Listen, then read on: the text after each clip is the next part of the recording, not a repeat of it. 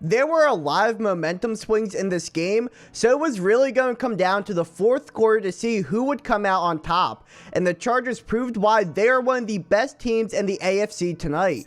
And they did a lot of things right. In the first half, they came out on fire. 21 points unanswered, and it looked like the lightning delay didn't affect them at all. And also the defense, that run defense is improved so much as compared to last year. And it's really looking like Brandon Staley is a pretty good head coach hire. And I say that because before the season, I thought of him as, a little bit of a mystery. He's still very young and didn't have a lot of experience, but at the same time, he was in charge of that #1 Rams defense last year. But again, at the same time, there's a lot of talent on that Rams defense. But I think Staley has come out, he's changed the Chargers defense and is making them a legitimate contender. And also, one of his coaching hires, Joe Lombardi, love him. I was actually campaigning for him to be a head coach this season. Skip being offensive coordinator. I thought he could have went right from quarterback coach to head coach.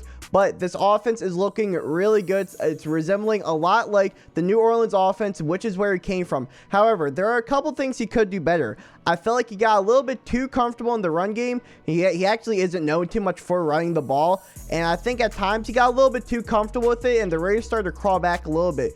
Also, use Austin Eckler a little bit more. I think more rushing attempts, and the offense will look really good. But also, you should have ran more 11 personnel. The Raiders had their top 3 corners, I want to say, down. So if you run 11 personnel with 3 receivers out there, who's going to cover them? You have Keenan Allen and Mike Williams. One of them is bound to get open. But aside from that, I thought this was a really well-rounded win for the Los Angeles Chargers. The Raiders came into tonight's game as one of only 2 teams left in the NFL with undefeated records, and Raiders fans were hoping they could make the push to 4-0 for the first time since 2002.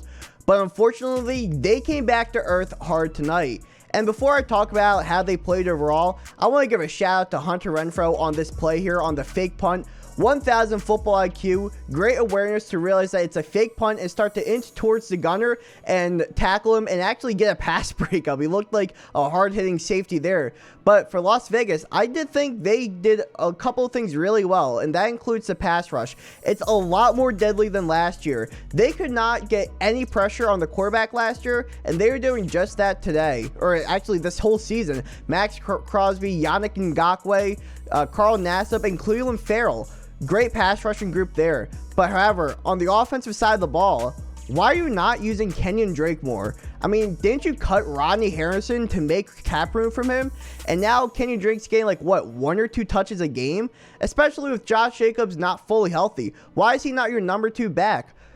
It doesn't make a lot of sense to me. I don't know what John Gruden's plan is for him. I know he plays special teams a lot, but still, you shouldn't pay that much money and cut a all-pro center for a special teamer. However, something that was pretty interesting in this game was how Las Vegas basically had home field advantage. Apparently, 75% of the fans who bought tickets were Raiders fans. That's something I have not seen at all before in my life. And I mean, it goes to show that A, the Chargers really don't have a lot of fans, but B, how prominent the Raiders fan base is in Los Angeles, and how much of an advantage that's going to give them for the upcoming years when they do play the Chargers in LA. So the reason this video is coming out so late was because there was a 35-minute delay due to lightning, which is something really weird considering A, this game was played in a dome stadium, and B, this game was played in Los Angeles. It doesn't rain in Los Angeles. Are you kidding me? The images I'm showing you here, that looks like the weather I get down here in Florida. It was really weird seeing that, but I definitely think this had a huge effect on the game. It took the Raiders basically the entire first half to warm up and get readjusted to game speed, and I think that really affected them throughout the entire game, where for the Chargers, for some reason, it didn't affect them at all. Maybe it's because they went outside, got a little bit of a lightning breeze, the Chargers, I don't know, it was a bad joke, but I really do think that lightning delay had a huge impact on the game. So that's it for today's video. Make sure you hit the like button and the subscribe button, because it goes towards supporting me and this channel, and I'm really appreciating all the support you guys have been throwing at me. Make sure you follow my Instagram, my TikTok, and my Twitter and whatever else I've linked in the description down below. So thank you all for watching, and I hope you all have a fantastic day.